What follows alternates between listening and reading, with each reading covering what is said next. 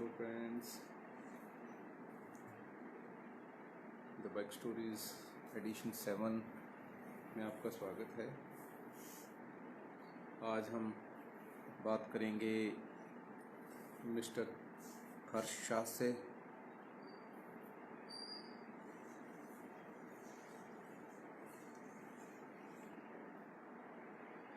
Welcome ji Geetesh ji, welcome Yogesh ji, welcome Armaan ji.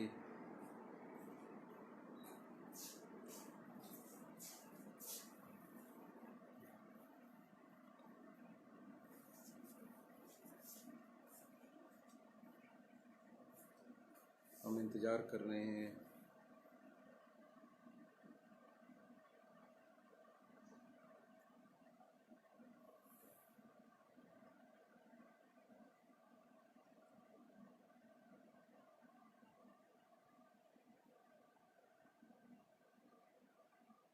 The Bike Stories is a platform to discuss all the experiences of our fellow cyclists.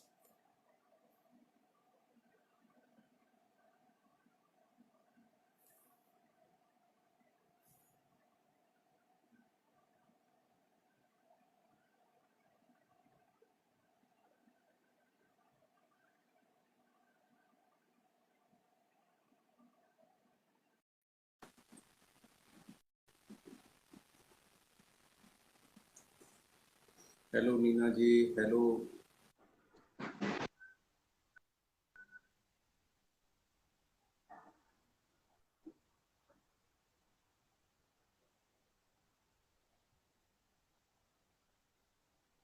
Hello hello Fateh ji, नमस्कार। नमस्कार, welcome है जी हर्ष जी, आपका बहुत बहुत the bike stories में। Thank you very much. आज आपने time निकाला। मैं सारे व्यूअर्स को बताना चाहता हूँ भी दिसंबर 17 में हर्ष जी ने जब मुंबई से जम्मू का ट्रिप लगाया तो वो वाया बठिंडा गए। तब इनसे हमारी 1-1.5 दिन की मुलाकात हुई थी, जो कि एक बहुत प्यारा सा दोस्ती भरा रिश्ता बन गया। और उसके बाद में जब ये वापस बॉम्बे गए तो वहां से इनका लगातार हमें फोन के थ्रू, व्हाट्सएप के थ्रू कांटेक्ट बना रहा। तो इसलिए हमें लगता ही नहीं है अभी उनसे मिले हुए हमें बहुत ज्यादा समय हो गया। ऐसा लगता है जैसे अभी थोड़े दिन पहले ही बात हुई है।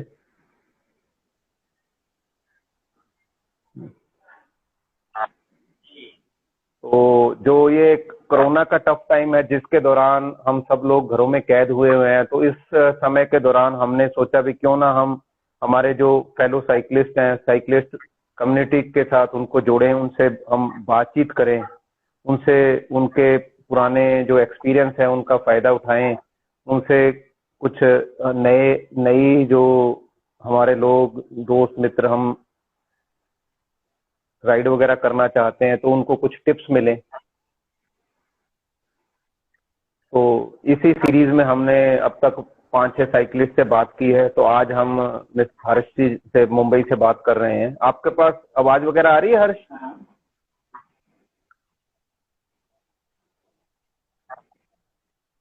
आवाज आ रही है? आवाज आ रही है आपको? हेलो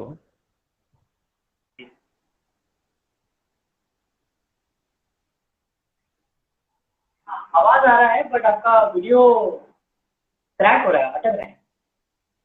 आई थिंक कोई ये सिग्नल क्वालिटी की वीडियो थोड़ा सा प्रॉब्लम लग रही है, क्योंकि या तो शायद ये कहीं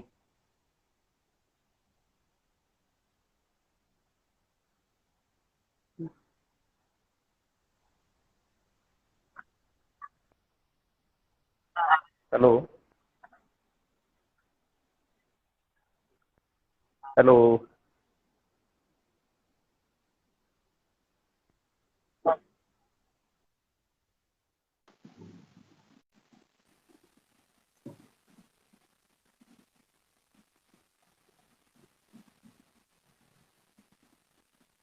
सिग्नल क्वालिटी की प्रॉब्लम है, तो हर्ष जी 1 मिनट गए हैं, वापस आते हैं।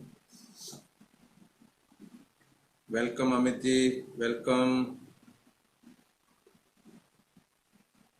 कुलकर्णी जी। आप लोगों को मेरा वीडियो ठीक नजर आ रहा है? क्योंकि जब भी हम किसी से बात करते हैं तो देख रहे हैं, जिनका वीडियो चेक नहीं हो रही, जो सिर्फ सुन रहे हैं, क्या वो जरा मुझे बताएं कि उन्हें मेरी आवाज वीडियो सही नजर आ रही है?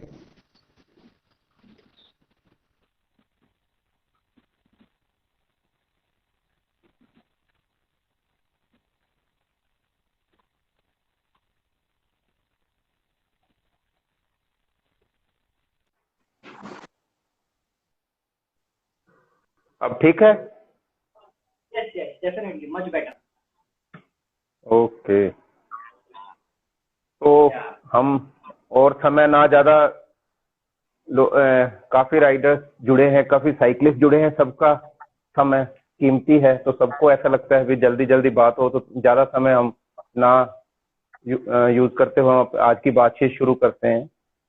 तो जैसे कि देखा जाए तो हर साइकिलिस्ट या जो भी आज साइकिल चला रहा है उसने कहीं ना कहीं बचपन में जरूर साइकिल चलाई हुई है, ठीक है ना। तो वो चीज उसकी छूट जाती है। तो आपकी जो वो बचपन की साइकिलिंग से जुड़ी हुई यादें हैं, उसके बारे में कुछ आप हमसे शेयर करना चाहें, हमारे व्यूअर्स से शेयर करना चाहें तो प्लीज। जी बिल्कुल। बचपन से अगर मैं देखूँ तो मेरे पेरेंट्स का जो सपोर्ट रहा है वो बहुत ही बढ़िया रहा है, स्पेशली मेरे डैड का। तो उन्होंने मुझे स्टार्टिंग से ही थोड़ा बहुत माउंटेनियरिंग और साइकिलिंग में थोड़ा सा एक्टिविटी मुझे करवाते रहे हैं। तो एक थोड़ा सा इंसिडेंट है जो हमेशा मेरे साथ रहता है, वो ये है कि बचपन में हालांकि मैं जस्ट 10-12 साल का ही था, उस टाइम पे मेरे पापा ने मुझे एक ऑप्शन दिया था कि भाई एक छोटी सी साइकिलिंग ट्रिप मारते हैं। हालांकि किलोमीटर वाइज तो बहुत छोटी थी, 12 किलोमीटर और 12, खाली 25 किलोमीटर की छोटी ट्रिप थी। बट मैंने बोला कि ठीक है, मैं आता हूँ आपके साथ। तो पापा ने मुझे बोला कि मैं तो स्कूटर पे रहूंगा और आप साइकिल पे चला लेना, एंड हम एक जगह है। हाँ, तो एक तरीके से पापा ने बोला सपोर्ट कर दूंगा मैं, बट 12 किलोमीटर जाना और 12 किलोमीटर आना, तो तैयार हो? तो मैंने बोला भाई ठीक है, मैं कोशिश करूंगा। तो जैसे ही मैंने चलाना शुरू किया तो एक जोश होता है बचपन का, हार्डली मैं 10 का था। तो 2-3 किलोमीटर होने के बाद पता लगता है कि भाई अब तो थकावट महसूस हो रही है। तो उस टाइम पे एक बहुत ही खूबसूरत चीज पापा ने मुझे बोली थी कि जोश में नहीं चलाना है साइकिल। अगर जोश में एग्जॉस्ट हो जाओगे तो ज्यादा किलोमीटर टिक नहीं पाओगे।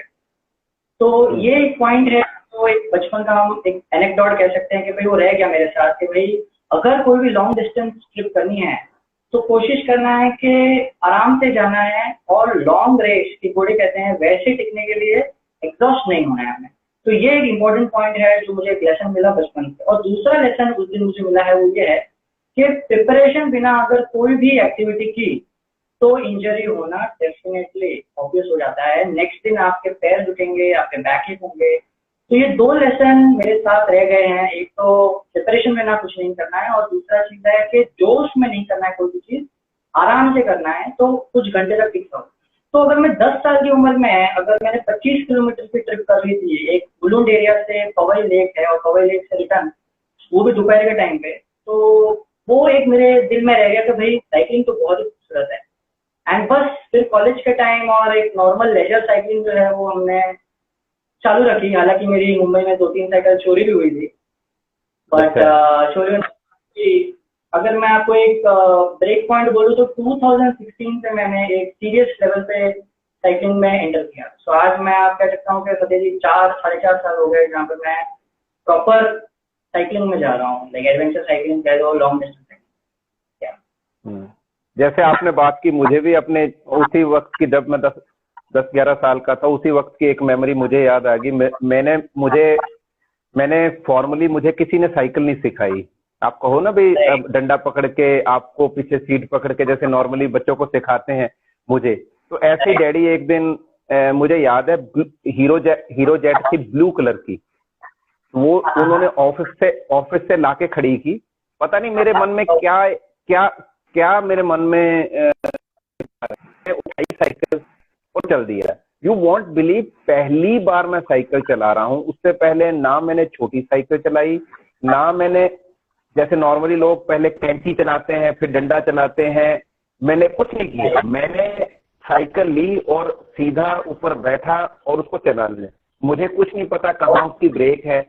तो एक ना ये सारी इंसिडेंट बीकानेर की है। मेरे डैड वहाँ जॉब करते थे, तो मैं उसको लेके चल गया। मुझे पता नहीं कैसे उतरना है।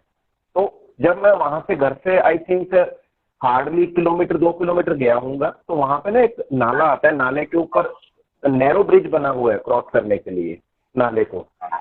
तो मैं उससे निकल रहा, तो सामने से लेडी आ गई है। मुझे पता नहीं कैसे रोकनी है, कैसे उतरना है।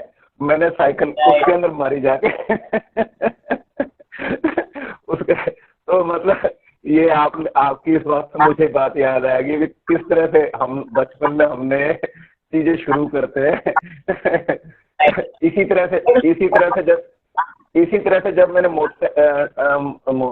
क्या कहते हैं स्कूटर सीखा, तो वो मेरे मामा जी ने लाके स्कूटर खड़ा किया। मैं चुपके से निकला, थोड़ा सा उसको चला के आगे गया ताकि उसकी स्टार्ट होने की मुझे आवाज ना सुने। फिर मारी किक और बैठने लगा। जब बैठने लगा तो रेस कहीं ज्यादा होगी, स्कूटर कहीं मैं कहीं। चुपके से लाके मैंने रख दिया। चोट मेरे लगी, मैंने किसी को नहीं बताया मेरे चोट लगी। वो तो मेरे मामा जी जब बाहर निकले, उन्होंने देखा यार स्कूटर कैसे टूटा पड़ा है। देन उन्होंने देखा भी फतेहपाल कहाँ है। तो मैं अपना पैर पकड़ के बैठा। तो ये बचपन की यादें आपने याद करा दिया, बड़ा ये है ना। तो फिर जब उसके साथ बचपन से निकल के उसके बाद में फिर साइकिलिंग से दोबारा से लगाव या जुड़ाव कब महसूस किया आपने, या दोबारा से कब एसोसिएशन हुई? जी, अभी जैसे हम कह सकते हैं कि 10 साल की उम्र और उसके बाद आप 25 तक पहुंचते हो, तो उस स्टेज में आपकी एजुकेशन, हमें ऐसा दिलाया जाता है कि एजुकेशन सबसे ज्यादा इम्पोर्टेंट है। तो ऑफकोर्स मैं ना नहीं बोलूंगा, बट वो एक रेस थी जहाँ पर हमें एजुकेशन कंप्लीट करना है और जॉब लेना है, करियर स्टेबलाइज करना है। तो ये भागदौड़ में सच कहे तो ज्यादा कभी सोचा नहीं कि मैं साइकिलिंग में एंटर करूंगा। बट एक कह सकता हूँ कि मैं लाइक 25 ईयर्स का जब हुआ, जैसे मैं आपको बता रहा हूँ 5-6 साल पहले, तो मैंने देखा कि हर जगह पे एक रेस है जहाँ पर लोग घर खरीद रहे हैं या बाइक खरीद रहे हैं कि गाड़ी खरीद रहे हैं। तो मुझे लगा कि अगर मैं भी वही चीज करूंगा तो डेफिनेटली कुछ अलग नहीं कर रहा हूँ, और मुझे कुछ ना कुछ अलग करने की बड़ी इच्छा रही बचपन से। तो फिर मैंने सोचा कि भाई मेरे जो थोड़े बहुत पैसे जो मैं सेव करता था, मोस्ट ऑफ द टाइम तो मैं ट्रैवल एक्सपीरियंस में ही शेयर करता था और वहाँ पर ही स्पेंड करता था, क्योंकि मैं सोचता था कि ये बहुत बड़ी एक्सपीरियंस है। तो ये ऐसी इन्वेस्टमेंट है जो कभी भी बेकार नहीं जाती। तो मैंने सोचा कि भाई क्यों ना मैं एक साइकिल खरीदूं। तो मैंने एक बेसिक लेवल पे B2 की 300 रॉक राइडर 300 साइकिल खरीदा। एक मिनट, वेलकम रविंदर जी, वेलकम। अगला नंबर आपका है जी। आपके जैसे आप हर्ष जी, आपने जिस तरह से एडवेंचर राइडिंग की है ना, तो ये रविंदर बिश्नोई जी हैं, हरियाणा से बिलोंग करते हैं ये। तो ये आपसे भी ज्यादा जुनूनी है ये पिछले एक साल से सब कुछ छोड़ छाड़ के ये निकले हुए हैं। Right now he is in West Bengal, Calcutta में है राइट नाउ ये। तो इनसे मैंने अगले वीक का टाइम लिया इनसे ना बातचीत करने का, ठीक है ना। हाँ, तो आप भी सुनिएगा, प्लीज कंटिन्यू, सॉरी प्लीज। जी भैया। तो उसी तरीके से मैंने सोचा कि भाई साइकिल में मैं इन्वेस्टमेंट करूंगा, क्योंकि साइकिल मुझे ऐसी जगहों पे ले जाएगा जो टिपिकली ऐसा एक्सपीरियंस देगा जो बाइक या गाड़ी नहीं देगा। तो मैंने बोला कि भाई मैं एवरी टाइम कुछ ना कुछ छोटे मोटे राइड्स करता रहूंगा। तो कह सकते हैं कि 2016 में खरीदने के बाद कुछ हफ्ते मैं एवरी टाइम राइड करते रहा, डिस्टेंस राइडिंग करते रहा, 20, 30, 40, 50 किलोमीटर तक गया। फिर एक दिन आउट ऑफ इंट्यूशन मुझे विचार आया कि भाई क्यों ना मैं एक लंबी राइड में चलूँ और वहां तक चलूँ मुंबई से जहां तक इंडिया का एंड हो रहा है। तो इंडिया का एंड मतलब सबसे पहले दिमाग में आता है कन्याकुमारी। तो मैंने बोला कि भाई कन्याकुमारी, जहाँ पर हमारे 3 सी जो है वो मिल रहे हैं और वो टिप मोस्ट सदर्न टिप है, तो मैं बोला वहां तक अगर मैं सेकंड करूंगा तो वो एक्सपीरियंस कैसा होगा मुझे नहीं पता, बट थोड़ी सी हिम्मत मैंने डाली कि भाई मैं कुछ करूंगा तो शायद सीखेंगे। तो मैंने प्रिपरेशन की, मैं ना नहीं बोलूंगा, बट जिस दिन मैंने डिसाइड किया कि भाई मैं 2016 8 दिसंबर को मैं जब निकलूंगा, तो मैं प्लानिंग व्लानिंग करके तो निकला था कि भाई मैं इतने इतने दिन में करूंगा। बट फतेह जी, आप भी तो साइकिलिस्ट हो, जैसे ही मैं रोड पे गया मुझे पता चला कि आपकी कोई प्लानिंग काम नहीं आती है रोड काम पे। नहीं है पूरी कोई। आपकी सबकी कैलकुलेशन को आप साइड में रख के रख दो, आपका रोड का एक्सपीरियंस आपको एक कहते हैं ना जिंदा रखेगा, आपको बहुत आगे ले जाएगा। तो एक ऊपरा ऊपरी मेरे पास एक कैलकुलेशन था कि मुझे कन्याकुमारी की पहली ट्रिप में 14 दिन में मुझे 1650 किलोमीटर करने हैं। तो मैंने route as a solo cyclist मैंने सोच के रखा था कि भाई अगर मान लो मुझे दिन में 120 130 किलोमीटर करने हैं, तो मुझे हर दिन की एक ओवरऑल रफ प्लानिंग रखी थी कि भाई आज मुझे निकल के इतने बजे पहुंचना है। तो वो हिसाब से मैंने पहला project safely with God grace मैंने टाइम टेबल के हिसाब से ही कर दिया, और एक दो दिन मैंने बफर भी रखा था कि बाई चांस कुछ गड़बड़ हो तो वो बफर स्टॉक मैंने फिर कन्याकुमारी में आराम करके निकाल दिया। बट मैं 14 दिन तक रोज 120 140 किलोमीटर पे चलते रहा। तो उस तरीके से मैं कह सकता हूँ कि भाई पहला प्रोजेक्ट मेरा काफी बहुत ही बड़ा लर्निंग एक्सपीरियंस है, एंड ज्यादा कुछ मैं प्राउड फील नहीं कर रहा हूँ बिकॉज मुझे पता चला कि मैं कितना अंडर प्रिपेयर्ड था हर चीज से। ये था दिसंबर 2016 की बात है ये दिसंबर 2016 में है, कन्याकुमारी की बात। कन्याकुमारी की है। अच्छी प्रोजेक्ट थी कन्याकुमारी की, जहाँ पर सोलो साइकिलिस्ट में मैंने सोशल मीडिया प्रमोशन वगैरह कुछ भी नहीं किया था, क्योंकि एक सोशल प्रेशर में नहीं चाहता था कि भाई लोग देखे फेसबुक इंस्टाग्राम पे। तो मैंने सिर्फ जो साइकिलिस्ट फ्रेंड्स है और जो अपने फैमिली मेंबर्स है उनको ही बता के मैंने ट्रिप जो है वो कर ली थी। बट जैसे ही मैंने पहली trip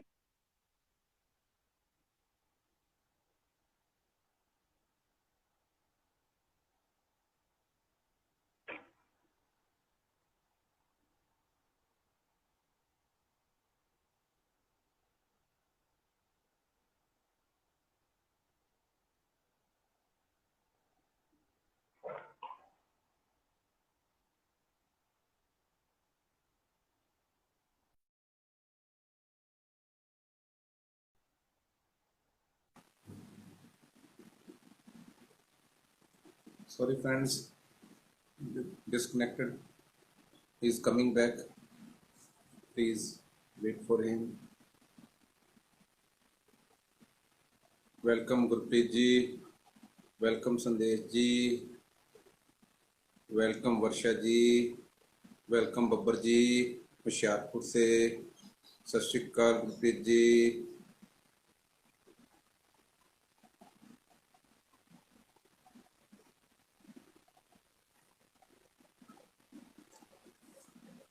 welcome Shrey ji, welcome. Shrey 16 has joined. We are waiting for Harsh to come again.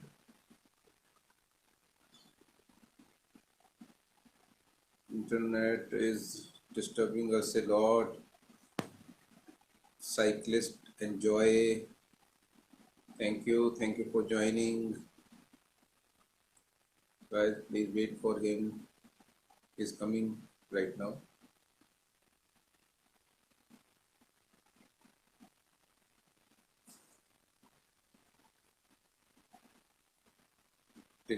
Tino 75, welcome ji Tino Saab.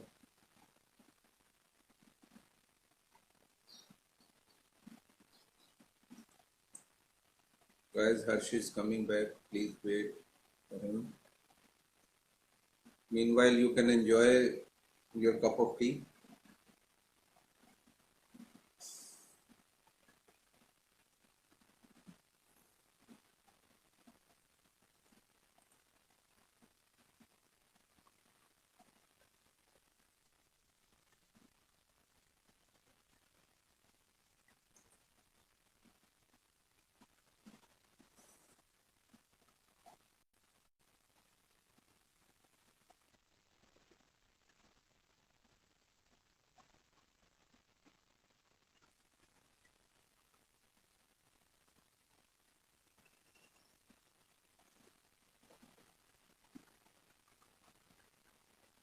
I think we have internet issues here in our locality.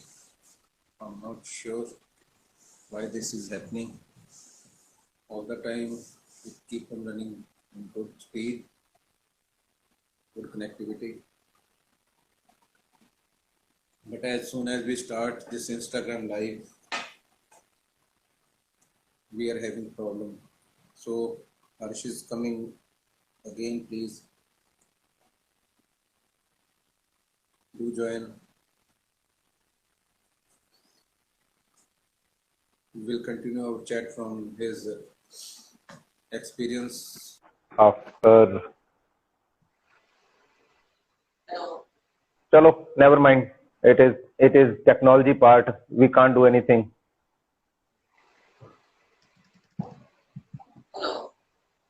It is audible to you?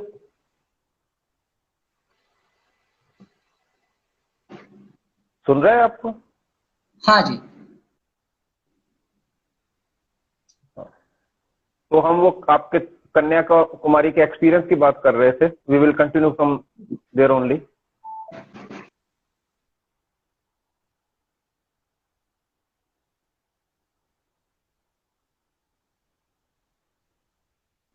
आ रही है बस.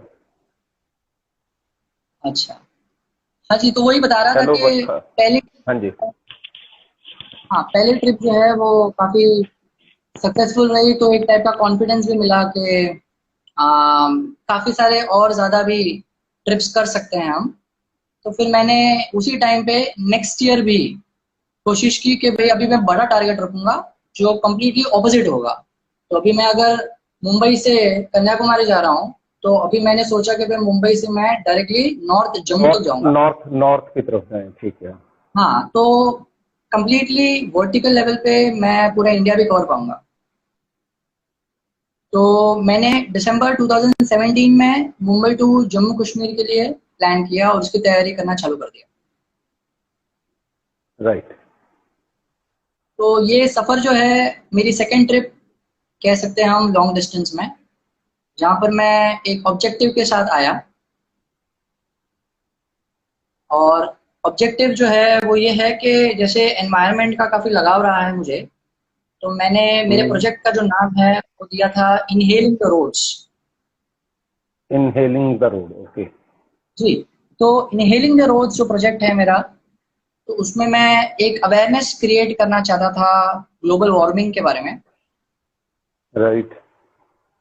तो जैसे कि हम लोग एक overview एक जानते हैं कि भाई जो ओशन लेवल है, हमारे ग्लेशियर्स मेल्ट हो रहे हैं, तो ओशन लेवल जो है वो बढ़ते जा रहे हैं. एंड फ्लड्स जो है काफी कॉमन हो गया है आज की तारीख में. फ्लड्स और नेचुरल कैलेमिटीज बहुत कॉमन हो गया है, हालांकि अभी भी चल रहा है जो बंगाल में.